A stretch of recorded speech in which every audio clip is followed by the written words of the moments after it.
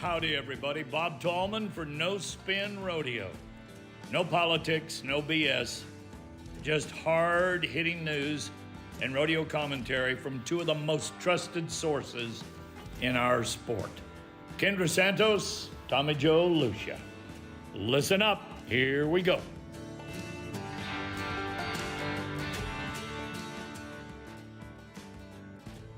Hello, everybody. Welcome to episode number 61 of No Spin Rodeo. I'm Tommy Joe Lucia. I'm joined with Kendra Santos, First Lady of Pro Rodeo Journalism, and the wizard of all things technical, Greg Teagarden. Thank you guys for joining us. I want to start this show out right away, just off at the top of the show, with an apology. So all of you no spinners that are watching us live on YouTube or podcasting us later in the front seat of your Prius or pickup, listen up and hang in there. In reflecting a little bit, you see, I've always used the line, perception is reality. And you hear that a lot, but you need to think about it a little bit, and so do I. What that means is that it really does matter. It really doesn't matter what you mean when you say something to someone. It actually matters how those that are listening interpret what you say. And that goes in family life, in anything. We should all maybe slow down our tongue a little bit, take a moment to be conscious of how what we are saying may make others feel. In the last episode, I talked about some details concerning the Roy Cooper family as it related to Roy's passing, and I shouldn't have done that. I should not have, nor will I ever again discuss anything, fact or not, by the way, that is a part of any family's personal lives. I've instructed Greg to remove and strike any of those comments that I've made from the earlier show. So you won't see that stuff, and that's why. The truth is, it's none of any of our business what the family's going through, or what's going on. And it shouldn't be a part of any professional discussion. So here's the last thing I'll say on this, and then I'm moving on, and that is our forefathers, they worked hard to develop a system where that people are innocent until they're proven guilty. But today, in what I call the court of social media, of AI, of fake news, all that's not the case anymore. And I personally apologize that if any of my statements may have been weaponized or caused anybody any additional emotion, sadness, or pain, that wasn't my intent, okay? And I can assure you that Tommy Joe Lucia will never go there again. So take my apologies and lesson learned. Okay, now that's off my chest. Hello, guys. Kendra, how about a little rodeo news? Got anything for us? Sure. I guess what's on my mind at this moment is just that sometimes silence is wisdom. I don't know why, but that's on my heart at this moment. Anyway, on Sunday, June 1st, we're recording this episode 61 on June 3rd. On Sunday, we lost Cody Bill Smith, a wonderful cowboy, a wonderful guy, one of our legends.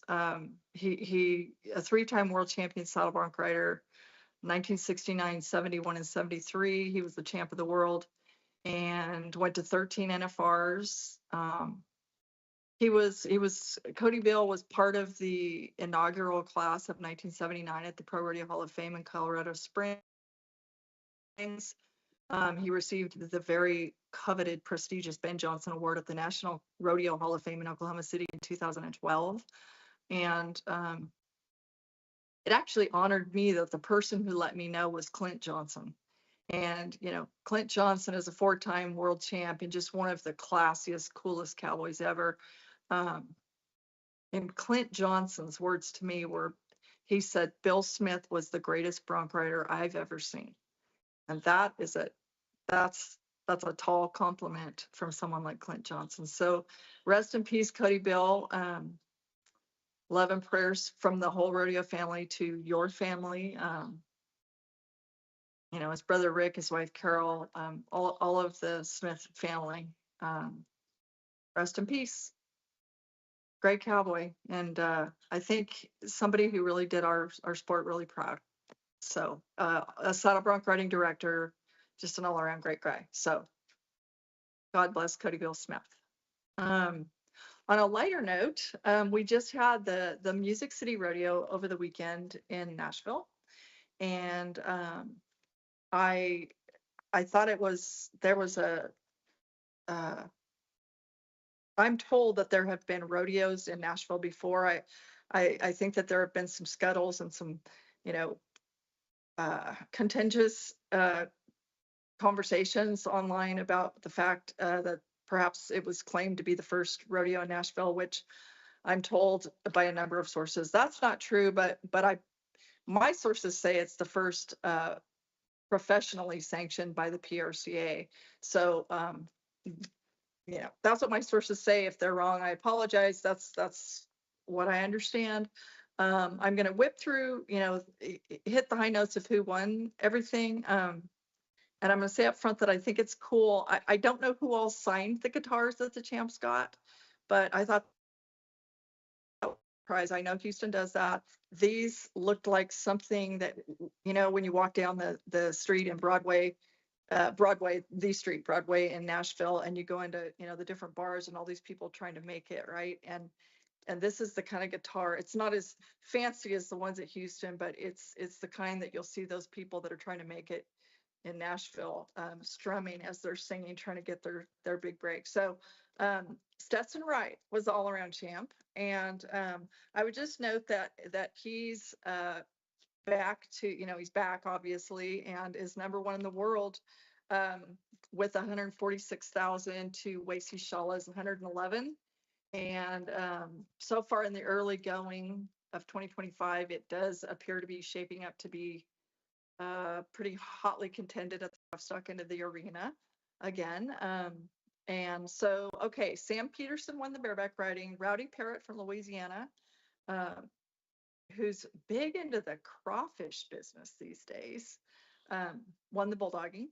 Um, my little buddy Cody Snow and his partner Hunter Cook won the team roping. Sage Newman won the bronc riding. Tough Cooper, he won the calf roping. He was out the first night. I got to watch it. He was 7-2 right after his dad's send off, just like he won San Antonio, for his Mimi the day she died in February. Also 7-2. Whether or not these things are coincidence, I don't know. But okay, the barrel race was won by Mackenzie Mays and her horse Rousey, who, by the way, we've all just spent a lot of time for various reasons. I was 2 weeks in a row at Cowtown. Mackenzie Mays and her little horse, sorrel horse Rousey, they own the Cowtown Arena record. So that's kind of fun. They won Nashville. And Wasey Shawla, um, who's given Stetson a run for his money. He won the bull riding. He was 88 on Corco's Wasted Nights. And just using him as an example, he won about $8,300. So that's legit. And in that bull riding race, he's currently number one. TJ Gray is number two, and Stetson Wright is number three. But remember, folks, like Wasey Shawla is 19 years old. And so that's, there's no telling, what we're going to see out of this kid. And so he's already a proven commodity at 19. So anyway, the last thing I was going to mention that's happening right at this moment in Vegas is that there's a pretty cool cowboy gathering, a multi-generational cowboy gathering going on in Vegas right now. The Las Vegas Events has called for a photo shoot with the reigning world champs and the first ever crop of Vegas world champs from 1985. And as the man in my life. Oh, Barry is what, won his first world championship in '85. He's one of them. So he was telling me that they all caught a bus at the South Point last night, and they went to the Las Vegas sign, and it was all cleared out. So it was all the world champs had the Vegas sign all to themselves from 10 to 10:30 last night, and pretty cool. Jake Barnes and Clay O'Brien Cooper they're like my brothers, and they were the team roping champs. Brad Jermanson, a dear friend. Joe Beaver won the calf roping that year, a dear friend. Ted Noose won the bull running that year. And Louis Field, at the first NFR I worked in '87, he was still the man. But in '85, the first year in Vegas, he won both the bareback riding and the all around. And I thought it was really touching. Casey came and showed up on his dad's behalf, and he brought Louis, I believe it was his world all around champ from '85, or saddle from '85. Wow. And in that picture, as like a placeholder for in Louis' memory, they had his saddle with white flowers on it, and I thought that was really really classy. And before we get feedback on people wondering about the mathing on it being 40 years, don't stub your toe like I did, because I'm like, wait a minute, isn't this 41? No, it's because 2020 was in Texas. So 85 to 2025 is 40. And just on a side note, I'm very honored to be working on a big 40 years in Vegas project for Las Vegas events with my old amigo Jeff Metters right now. So it's a big one, and it's a fun one, and it's really cool. You know how much I love rodeo history, so we're having a good time doing some good work. So there's that. Anyway. That's cool. That's Yeah. cool. I bet that bus ride was pretty fun. I bet so. Yeah, that's pretty cool. Pretty cool stuff. Great news. The only thing that I saw that I thought was really interesting, um, the PBR, and I assume this is probably part of the relationship with TKO and their bigger body of partners, but they struck a deal with COSM, COSM, which I think is interesting. And I don't know all of the details, but 5 of their team events this summer are going to be broadcast in these COSM theaters. Now, it says here that COSM will produce the feed shown on its wraparound LED domes using 5 specialty cameras. I think that's really cool, because I hope that I'm around when the NFR is simulcasts in the Sphere. Would that not be cool to sit in the Sphere and watch an NFR performance? So that would be pretty cool. So PBR continues to kind of do some cool things. This sounds like a really cool thing. I don't know if it's a 3D type thing. I have to do a little more research, but they did release that they are doing that, and I think that's an interesting way to put out the bull riding product, and maybe some people will experience it without having to get on. So, well, thank you for the news, Kendra. Thanks. So what we're just going to do today is we're going to make this a feedback day. Once again, if you're sending us any feedback that has to do with anything that I said at the top of the show, you're probably not going to see it. So here we go. Greg, this is your chance to screw up to read it to us, what the feedback is. So you are on it. Go. All right. Here we go. Our first feedback. Agreed, Kendra Santos. You are right. Nobody wants a tie in the Super Bowl, but a contestant wants a fair shake with no bias. A fan has never had to pay a bill with a rodeo check. This has to be about the contestant, period. Without them, there is no rodeo. If there is a tie, so be it. The time needs to be as accurate as possible to be fair to each contestant. And I, as a fan, if 2 contestants tie, I want to know. I absolutely agree. Sorry, I had to change I'm thing. sorry. I absolutely agree with Kendra. I'm getting the feeling of late that rodeo is heading in a slanted direction. The sport is beginning to look like it's going to go the way of fans and not the competitors. Not sure how you could take the human error out when the human is dropping the flag or hitting the stopwatch. The point being, it is impossible for them to always be absolutely consistent in their reaction. All right, Kendra, you want to go first or you want me to? I have a sneaking suspicion that we will professionally disagree on this, but what's your thought on the feedback, and then I'll rant a little bit. Well, I mean, I spoke my piece about this in the last episode as far as my feeling about ties and you know, I said what I had to say. Ultimately, I guess what can I say? I'm a cowboy girl, and by the way, I'm a cowgirl girl too. And I did notice that there was no breakaway roping at Nashville. Uh, no further comment about that, but I did notice that. I'm 5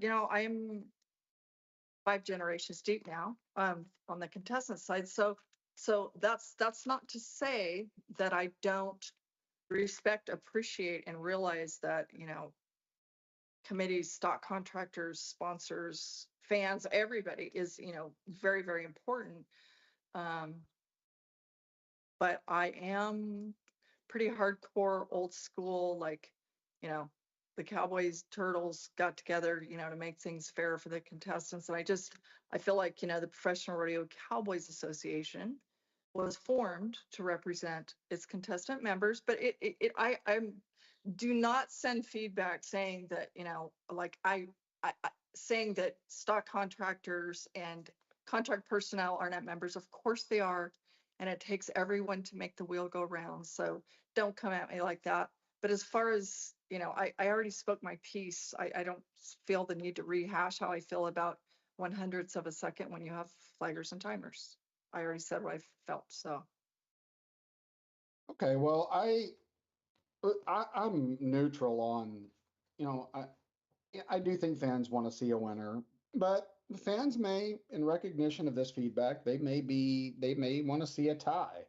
I think the technology is there that if someone ties with 1,000th of a second, then they deserve to tie. My question is, do you take it that far? And we've already hashed that over, not going again. Now, here's where I do have a little bit to say on this feedback. Here's the reality of the business model in entertainment and in rodeo, as with other sports. If the it takes the fans coming so that the sponsors can sell their products to the fans, and that's how revenue's generated to increase prize money. And so if you're not interested in taking into account how your product is being received and trying to improve it, um, then really all you want to have is jackpots. well, Um, I don't think that I or anyone else has said that we're not interested in fans or anything. So I don't think we should twist it around. oh, I didn't Um, twist it. I'm just saying that if your only true north is what the competitors need, you're probably going to inhibit the growth of the sport if that were your case, anybody's case. well, you know So, what? Let me just throw out a random example because I'm not blind, deaf, and dumb. And compromise is needed, at times. Um, when it comes to, for example, the tie down roping, which we call tie down roping because of, you know, for reasons dictated beyond the people in our actual sport. But when you want to talk about like some of the rules about, what are going to be infractions, what should be infractions, and different things like that, and I'm talking about the jerk down. Um, it's this is a whole different Of course, we need to entertain the conversation as we continue to evolve, but it was one conversation in Dean Oliver's day when they were roping honkers, and it's another conversation. I mean, you've seen the old pictures. You think you just want to spin those around? And by comparison, the old timers call today's calves goats. Okay, so it's a very different event. So of course we're going to evolve with the times, and that's reasonable. And that has to do with the fans. That has to do with the very survival of our sport. And that's reasonable compromising, and it, you know, it makes sense. Hey, there are plenty of calf ropers today who would love to have calves twice the size as they are, but you know, I, I think everybody understands that some things are evolving. And you know what we should be talking about one of these days? We should talk about the price of timed event cattle. Let's save that for another day. But holy smokes, when I'm told that the roping steers are bringing 1,600 a round because the border's closed, I mean, that's a whole nother conversation.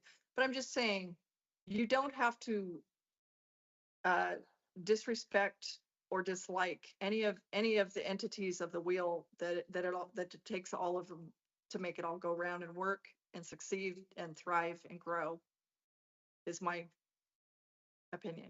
You don't have to. None of us have a job if fans don't attend the events.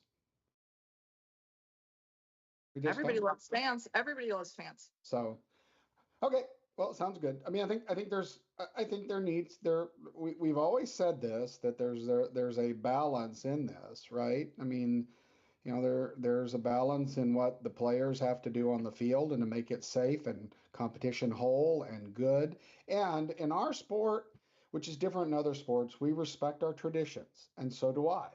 I respect the traditions, but at the same time, I will be hard pressed to not believe that the success of our endeavor rests in continuing to create new fans for this sport. So, I don't oh, think anyone's going to argue with that. well, but you may not. You might say that, oh yeah, you're right. We got to have new fans, but sometimes that's some tough decisions along the way, right? So, and that's fine. You know, every it's a case by case basis. So I think we're good. We both, yeah, this is us. So it's all good. Greg, what's the next one? Well, I had a question about this one real quick. So I kind of got the impression that this wasn't so much about the accuracy as the fact that just the way the money gets paid out, and if it's better to have ties if you're a contestant as opposed to you know, being able to have a winner and no ties, because I feel with ties the money gets kind of spread out a little bit more. Am I wrong thinking that? I'll give you an example. Say if a rodeo, if first pays 50 grand and second pays 25 grand, well, if you're a contestant, okay, you're going to take the 75,000 that first and second pays, and you're going to divide it. You're going to divide it by 2. That's how a tie is going to pay off. Now, that's the point about doing it by the hundredth, because just in my personal view, you know, you tied. So you're going to tell me that you're going to send the 2 people who tied historically, you're going to send one home with 50 grand and one home with 75 grand? That's my point. There's a big difference. There is indeed. There is indeed. And that's a valid point. But the technology exists to say who did it faster. Okay. All right. The next one comes from the 405. I was told Cheyenne was making some adjustments in their format. Is that the case? Yeah, so I did some research on this and I called the big boy. If he's listening to this, he knows who he is. Said, you guys making any format changes up there in Cheyenne? He said, no, sir. Team Open Slack will be a little earlier, but that's about it. So there are no format changes in the legendary rodeo at Cheyenne. Kendra, I don't know if you have anything to add to that, but that's what I was told from the person that would be making the decision with his team. Mr. I Herseth. don't know any facts on it, so I won't add anything. Thanks. So there's your answer, 405. Nope. Same format, same game, same great Cheyenne. All right, next no spinners from Ontario. I'm from Ontario, Canada, and love the podcast. Really enjoy listening to it. I'm not sure if this has been brought up before, but why don't rodeos use the electronic barrier? It seems to me it would save time, save timers having to start the timer. Just wondering the reasoning. Great question. I got this. It's a grand coincidence that I just had this exact conversation. Um, when we're talking about electric eyes, that is this person's question, right? Why don't we use electric eyes? Okay. Yep. The electric barriers, which they use at the World Series, right? The electronic barriers. Yes, I'm going to answer this question out of I'm going to quote a many-time national finalist who I greatly respect. When it comes to electric eyes, it's just lazy. Too much error. They had heck with it at Sheridan the year they tried it, and at Pecos the year they tried it there. Sometimes it doesn't work and won't release the pigtail, causing you to break out, and most judges aren't savvy enough to recognize you didn't break out. Sunny versus shade affects it. Also, depending on event and size of animals and their stride when they cross the line, it could trigger off their head, shoulders, knee, whatever. Not simple answer, but stick with tradition and use a 5-cent piece of cotton string to tie the neck rope on. Have 10 neck ropes and it won't slow production down. Not only does getting out or breaking the barrier matter, but also when the time starts, when the time starts matters when 4 flat wins first and 4-6 wins $0. If an eye malfunctions and pulls the barrier early, you have no chance before you leave the box. That's a fabulous exact answer to this. That is the Cowboys' answer. Well, I would just wonder, they're giving away how many millions of dollars do they give away at the World Series, 7 Greg? or 8 million, I think 7 or 8 or no, they million. might be up to 10 by now. Yeah, and you wonder if those people question the validity of that barrier, that electronic barrier. I'm not, hold on, Kendra, I'm not saying that what you said or read from the Cowboys way is, I have zero data on the accuracy of the electronic barrier. I'll say this, it's a skill and an art, and the Cowboys, some of the no spinners that maybe aren't like up to their earballs in rodeo stuff, there's an art to getting into that barrier that 100th of a second, which shouldn't matter, and not breaking it. And I think it adds a whole new layer. Um, the thing that could be considered is if you leave that piece of rope up there, but you take out a timer on the other end of the arena watching a red flag. Like these are things you have to contemplate. Could you still have a rope barrier and still start a clock and still do everything? Now, there's no way you'd have to flag the completion of the event because there's no way to electronically do that. So again, you just need to you need to continue to look at new technology instead of just riding down the sunset of tradition and see if there's anything that is actually lends itself to being practical, fair, and doesn't break tradition. I have zero problem with a regular barrier. Like I think Well, it has a whole level of coolness when we're showing a super slow mo instant replay of a horse hitting that barrier and you're watching it, and it's micro million hundred thousandths of a second from either a broken barrier or them getting out. And it's right. all the stretch of that barrier, and that's cool. And also, when you see, when you watch a rodeo and you see all the guys that haven't gone yet all around the box, they're watching the start. And so, it does make it a lot easier. How close can you get to it? How much is this one going to stretch? How, somebody and guys watching it happens plenty of times too. The barrier didn't work, and I saw that happen just the other day, and you know, rodeo and its camaraderie or whatever. Everybody wants the best man to win here. So other guys will step forward and say, no, it didn't work that time or whatever it is. But you also can, gauge your best start and see how close how close did that guy get to it, because if you're really late or if you're too early, you're not going to win anything. So it is an absolute art, scoring is. And so being able to see physically, okay, and you see some guys, pull to the line or whatever, but I mean, there's Well, what some. what do you mean by pull to the line for those of Well, us I that are mean, novice? a guy might sit in the corner, see his start, and then blast.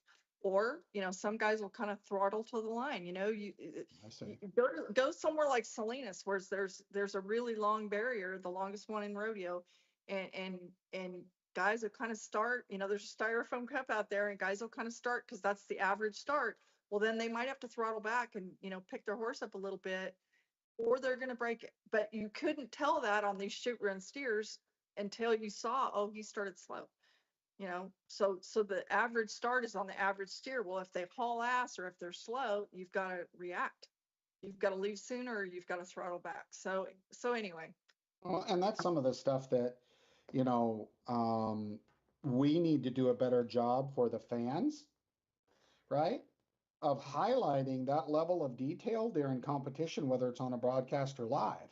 Because I remember the first time we did IndyCar race, and I didn't even know which direction they went when we were producing it. I at the very first time, I was just like, this is really, really noisy and goes for 12 hours. And by the end of my run at IndyCar, when I had learned similar things to what you're saying in that sport, where you've got these tires that are going 220 miles an hour open, right? NASCAR, they can bump, but these tires, if they touch each other, someone is airborne. And it changes your level of respect for the competition. And it also engages your interest in the sport. And the stuff that you're saying is very, very interesting. And we should probably do a better job of highlighting those nuances as they're happening in real time. And it'll create more fans, spend more money, get more sponsors. Okay, sorry. Well, on the flip side of the electronic timing, I don't know if you guys were aware of this, but the PBR and at the for the barriers for the recent team event, that was all AI. They use AI to watch the horses coming out, and they can tell when it breaks the barrier just by using a camera and some software. And how accurate do you think that was? Um, well, I mean, they're going on a clock start, so I feel it's going to be pretty accurate, and you're not really wanting to break the barrier in that sense at those events anyways, because you obviously want to give the animal a little bit of a head start. Otherwise, you guys are going out at the same time. So it's not as important. The barrier, I don't think, plays that much of a factor in that that thing, that but the Kid Rock rodeo, I mean, all you have to do is go back and watch they showed the runs side by side. you know go back and watch Dakota Eldridge and Jesse Brown in the final, in a final deal. There's no barrier there. So once the gate opens, you gotta go. Well, their steers just happen to check off right. or whatever. But it's pretty hard, especially a bull-legging horse. Those babies fly at a standing start. They fly. Well, if one checks off or checks to the right or whatever, you're gonna blast past him. So, but I mean, you can't break out there, right? I mean, that's a Oh, you whole can't. I mean, different animal. if you hit the barrier before the clock goes, you're gonna break it. Like if you're Okay, trying to well, time it. but But the Before clock you're goes. allowed to go, but before your yeah, stoplight turns green, Yeah, which is okay. so like But you're that's if a you're worried about hundredths and tenths of a second, but it depends on when your eye sees the green light or the seconds countdown. that's a whole yeah. different beast. Yes, and I think the I mean, I like the rope barrier because it's so, it's physical. You can see it. We do the World Series of team roping, and we do thousands of runs under electronic barrier. And the only time it's exciting is, I guess, when you hear the horn of them breaking out. So, but you never know, and it's just I Well, feel the you're barrier's way more of a show. well, I don't know because you don't know that they broke the barrier till they announce the time, and don't in the World Series once it breaks, it adds 10 seconds immediately to it. I mean, fans, most of us, unless you watch a million runs like Kendra, you don't have a sense if they broke the barrier, right? I mean, some of them are obvious, right? But I'm talking about the close ones. It's hard to. It, Hmm. there's times I'm like, really, and I thought he pushed it just enough. So So straight up, we were talking about rodeo here, and we're not, please, not one criticism about the World Series. Okay. I work for the crew. We're not saying one bad thing about anything to do with the World Series and how they do it. Good for them. We're talking about I think rodeo. they have to use an electronic barrier. They can't do a rope barrier there because there's just the amount of people that run through there having to retie and put a rope around a cow or a steer. They have to use electronic barrier to keep that thing rolling. And it's been great. I mean, there's nothing wrong with it at all. okay, I'm barriered out. What's the next one? Let's see. The next one is from the 702. I have a question. Kendra, do you and Tommy Joe disagree on most everything? Just wondering. I mean, I'm sure you both like ice cream. Mm. Do we really come off? You people will be happy to know that Kendra and I actually talk. Like it's not as, and we're not putting on a show, but that's sad, Kendra. Our We're, fans uh, are asking if we actually ever get along. we've said 10,000 times, we agree to disagree a lot, and we do share a mutual respect. Are we very, very different people? Yes, we are. Well, and if more people in this world, including the people up there that run the country, if they would respect and listen to each other's opinions and contemplate, self-reflect, it might be helpful. But however, Okay, let me say this on this. Did they say something about do you both like ice cream? Let me just say this. Um, yes, I like ice cream, and I'm a banana split girl. And you can say whatever you want to say about ice cream, but when my dad bulldogged at Salinas all those years ago, every day he was up in the bulldogging, our family went across the road to Baskin Robbins and got banana splits or whatever the ice cream store was. And I'm a 2 scoops of vanilla, 1 scoop of strawberry. On the vanilla, we're going to put pineapple on one, and we're going to put chocolate on one. On the strawberry, we're going to put strawberry. And I don't like chocolate ice cream. I love a banana split. And during the NFR, you will find Oat and I at, is it called Kitty's Corner at the South yep, Point? yep. And the great tradition that we had was meeting Dick and Jan Yates there, which every time we see Dick, we head over and we get ice cream because yeah, I'd rather have a banana split than a cocktail personally, but whatever.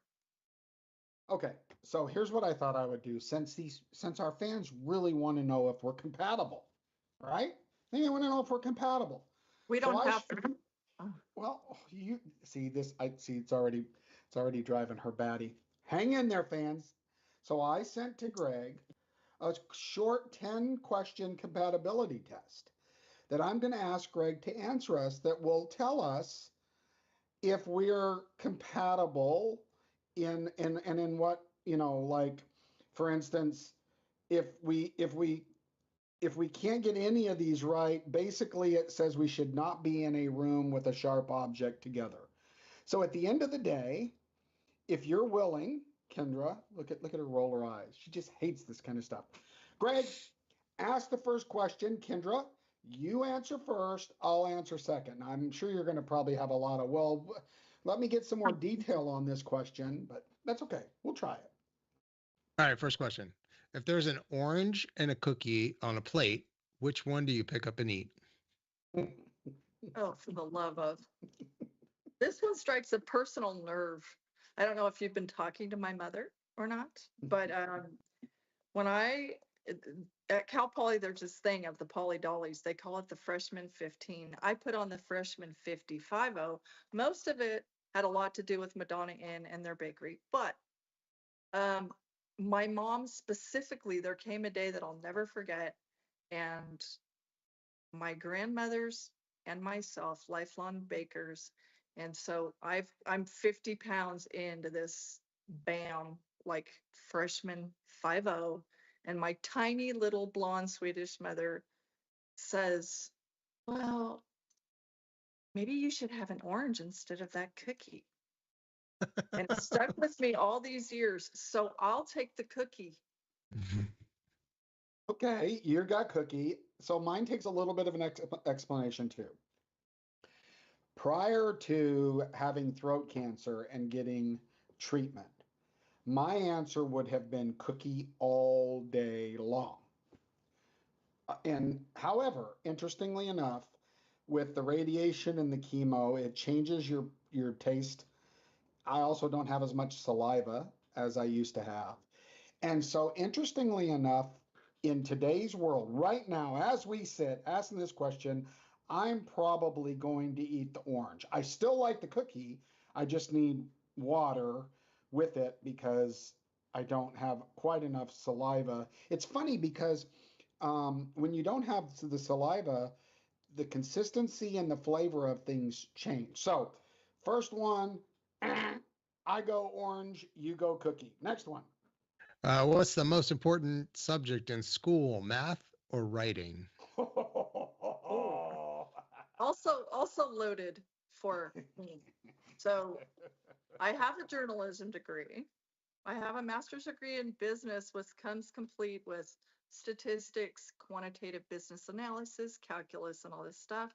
My teachers always told me that I was a kind of a freak deal because I was both left and right brained. You know how one of those is for one and one's for the other. They were always like, "You're both. This is so weird." So I don't know. Whatever. I will say this. I'll say if I have to pick one in today's world, I'm going to say writing because cool old handy math has basically been replaced anyway. And I when I kind of sit with like younger kids these days and like there's new math and this and that and I'm like the math kids are being taught today isn't as just absolutely functional as the math I learned all those years ago, which is kind of weird. But the other thing is um I was tortured in college to memorize all these formulas and stuff, and I knew at the time that was silly because you would just punch that stuff into this fancy calculator and it would give you your answer anyway, and it's not practical to life. So I will say writing, and I will also say this as a journalist. It's really interesting to me that I think that writing, people who are getting communications, they call it communications now instead of journalism. Um, Writing is a much lesser part of the curriculum. And I think, people have actually told me, here I'm a writer, that there will come a day when people will no longer read. And it's already, you can see it going to, little video clips and stuff because people's attention spans aren't very long or whatever. So I don't know, old school. But remember, folks, they're not even teaching kids cursive anymore. And I think, we should all know how to write cursive. I'm going to teach my grandkids cursive, but whatever. Okay, Right. I will also go with writing, and here's my reason for that. Well, for one, I wasn't very good in math. Donna is. My boys are. I remember sitting in algebra and the teacher standing up there going, if y equals x, and the way my brain works is what is y, what is x, why are we saying y, why are we saying x, why can't we say what if I have $4, why do we have to have x and y? I know it's formulas and you plug it in, so I'm sure we'll get that kind of feedback. I agree with you. I would go with writing. Now, you're right that they had calculators back then. Even in my time, they were really big calculators. And Texas Instruments were the only ones that made them. Um, but now with Chat GPT and Grok and all those things, you don't have to write either. You just put a few things in there and it writes it for you, Kendra. So there you have I it. know. You know what? My son Lane, who's actually a brilliant writer, he showed me down at the barn the other day. He plugged something in and showed me that, and I just we're just going to get on so many derailments here, but it's like, I was thinking, like, when he told me that, I'm like, really? Um, it's reminiscent of this, and all these young kids today can't imagine that I grew up without cell phones, but, you know, there is a lot to be said for the fact that when I was a kid and a boy called, he was very nervous because he knew that phone was on our kitchen wall, and he knew my dad was going to answer.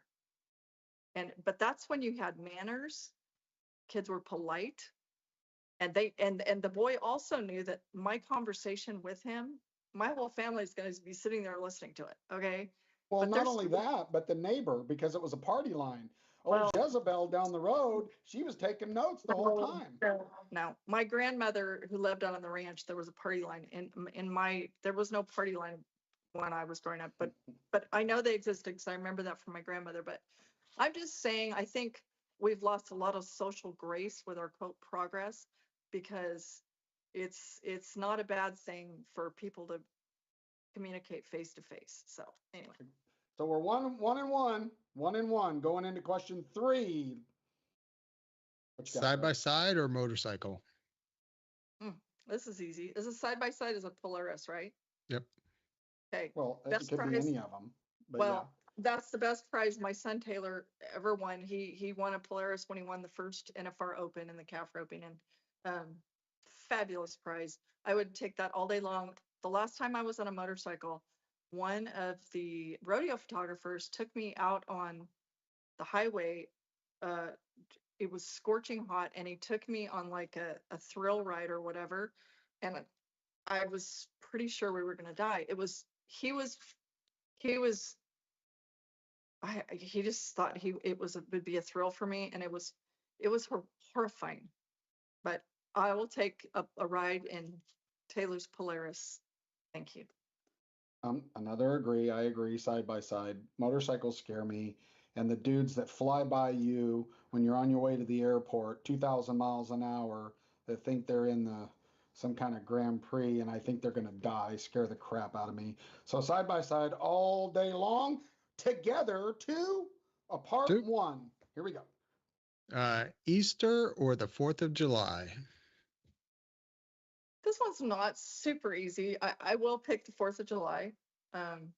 More rodeos than I'm patriotic, but I do have very fond childhood memories of spending most of my Easters with my family at the Oakdale Rodeo, where my uncle Russ was the arena director for many decades. And having been a cowboy, he like represented the old school ranch cowboys and former rodeo cowboy running rodeos, where he was like one of the first guys to have equal money in the team roping and things like that, because he was a cowboy. And so I have many fond memories from Easter of that. But I will say 4th of July, because it's rodeos and it's picnics and it's America. America. Um, I'm gonna go with Easter, and I'll tell you why. Most of my entire life, the 4th of July, I'm working. I can't even remember not working on the ever not working on the 4th of July. Easter, well, Easter is important to me because of my faith and my belief in Jesus. So that's a very important on my faith side, very, very important to me. But I have more vivid memories of Easter celebrations, right? Than I do of 4th of July. Nothing against 4th of July. I think it's a great holiday, but I would pick Easter. So that puts us at 2 and 2. So we 4 Four questions in? 4 And and Four okay. please don't anybody assume that I don't have a very strong faith, because I don't remember not having a very strong faith. So don't go there with me, please. Thank you. All right, winter or summer? Oh, this one's easy for me. Yeah, me too. Summer, longer, warmer days, more rodeos, but summer, I love summer. I if I had to pick one, if I had to pick a season, I've always said it would be spring, because everything's green and fresh, and cut grass, and the smell of rain and cut grass are my 2 favorite smells. So but summer all day long. Winter all day long. Because I can put clothes on to get comfortable. I can't take enough clothes off to not violate some kind of civil law in that town when I'm sweating. So I go cool over hot any day. So there's where we're at. Next one. Okay, I'll remember that in Denver this year. Burgers or salad? Burger. Now, this goes back to my cancer. Now, this is a tough one. I love a good burger, but I now actually love a good salad because of the moisture in it. So, in the sake of keeping this close, I'm going to go burger. We're 3-3. Lonesome Dove or Top Gun? Lonesome Dove. Yeah, I'm going to go Lonesome Dove. And I think Top Gun's a great movie, and I like action movies, but Lonesome Dove, there were so many really strong, powerful messages in that flick. If you haven't seen it, if you're able to understand symbolism and things, so I'm going to go Lonesome Dove. Hug or a handshake? For me, it's a hug, but I mean, I don't hug people that I don't want to hug. But I kind of got COVID got pretty weird for me because I've been a person who hugs. I come from well, my mom's a hugger, I'm a hugger, of people I really adore. So when I see somebody, I'm gonna hug them. If I shake your hand, it's because I'm, telling someone I don't know that well, congratulations, probably, or something like that. If I recall when we saw each other in Vegas, I don't remember you hugging me. That's probably an indicator of the real base here. Um, I don't know. That one's a tough one. I used to be all handshake. I'm a whole lot more hug now. But hug is hard. Hug can be hard. Like, how huggy do you hug? Like, I mean, that's like a limp handshake. Ugh, I can't stand a handshake. Now, I also can't stand the I'm gonna break your knuckles handshake because I'm a tough dude. Don't like that one either. I just like a nice, firm. I understand. So, nah, I'm a, nah, I don't know. It's a 50-50 for me. I'm gonna go probably. There's more people that I'm gonna shake their hands than I'm gonna hug, so I'm gonna go handshake. You know what? I can relate to that. And I'll just say this. If you're a man and you have a limp-wristed handshake, and for anybody who has the wrong idea to think that a woman wants a man to give a limp-wristed handshake because she's a girl or something, the answer is please do not ever do that. Be firm with your handshake. Well, not only firm Please. with your handshake, but be firm with your word behind that handshake. Next one. Yes. Water or tea? This is a chuckler. Every You better pick one. Well, you drink more tea than water. I'm the girl who on the airplane may ask for something with caffeine, but I always also ask for a water because I know we all need to hydrate. So this is a tricky one because, by the way, if you don't have water, you can't have iced tea. I'm an iced tea freak. That's what I love. Every once in a blue moon, and the other day I worked a rodeo and they had iced tea and I was so excited. I took a swig and it was like syrup. It was sweet. Oh Lord have mercy. Oh, horrific. I love iced tea. Alabama sweet tea. It's really not tea. It's really Um, jam. so I'd rather drink iced tea. Is that the question? Or is it? Yep. Yeah, tea or water. Tea, yeah. Hey, iced tea. And I'm a water guy. I like iced tea. It's my second, but my first is water. So we are now 5 notches apart and 4 notches together, and we're on our final question. Lay it on us. Beach or the mountains? It's easy for me.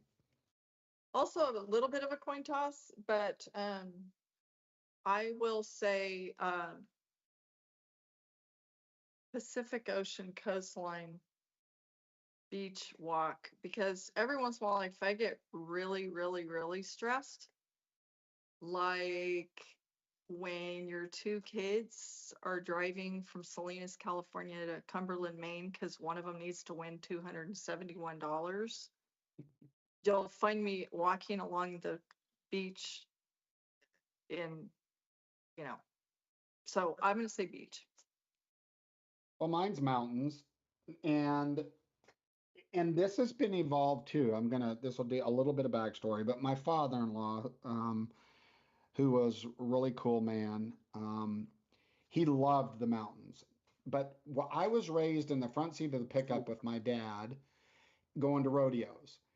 And what you don't like when you're driving a 1976 Chevy is mountains, because you've got a load on and you've got brakes and you get less fuel mileage. And so I was pretty much um, formed that you don't like mountains. You didn't even look at them. You just knew you had to go over them, and it was a real big problem. However, now, back to my father-in-law, he loved the mountains. That's the only place he went vacationing. Mountains, mountains, mountains. He'd say, "Look at those beautiful mountains, mountains, mountains, mountains." Now that I spend a lot of time in Utah and I've taken on hiking, and I have a back porch where I look at those really beautiful features and the weather, I'm gonna go mountains. I love I mean, the beach. I mean, again, it goes back to heat. You're sweating. There's sand. Sand gets in spots that doesn't. It's not supposed to be where it is. I love the sound of the beach and I love the breeze on the beach, but I'll pick mountains. So what do we end up being? Well, Six, not, yeah. What I is was gonna it? say, it looks like you guys are good, or you guys are associates. You were almost good friends, but I think there's a couple you guys were close on. You guys could have, gone either way on these, but the test says you guys are associates. So I guess you guys Well, have to keep duking it out, though. well, that's great. Any final thoughts, Kendra or Greg? Otherwise, I thought that was kind of fun. Annoyed I Kendra, but That gets an eye roll out of me in general. Nobody cares. yes, they do care. People do care. It's fun conversation. People are listening to this going, "I like water, I like tea," or "That's about what I thought." Tommy Joe would say that. That's why I don't like him. maybe I'll post the test and we'll see how many people want to go on and see how they relate to each of you guys. There you go. All right. Well, thank you all for joining us for episode 61 of No Spin Rodeo. I do want to shout out. Unfortunately, I lost my niece, Brooklyn Lucia, 25 years old, to a very serious disease called diabetes. Pray for her and us and our family as we go through this, and take care of yourself. Diabetes is a real thing. God bless all of you. We'll see you in a week. This is No Spin Rodeo on behalf of Greg Teagarden and Kendra Santos. You guys have a blessed day.